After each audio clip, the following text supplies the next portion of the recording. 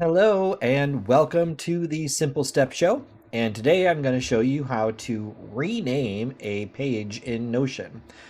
Honestly, this is a very small thing, obviously, but it's really important because clear page names make Notion much easier to use and stay organized.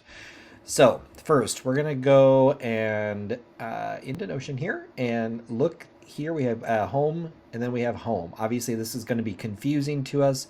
So we're going to go ahead and click into home and we're just going to rename this. You can simply click here and put my home. You'll notice that it updates in the side navigation here and you've renamed the page. Now there's a couple other ways you can do this as well.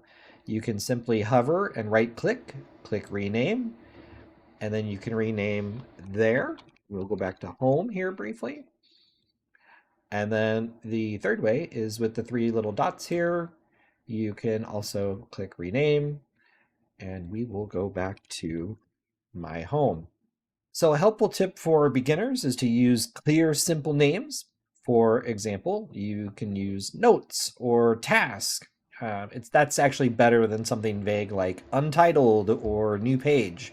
So your clear names make it easier for you to find what you're looking for later. And that's how you rename a page in Notion. Thanks for watching.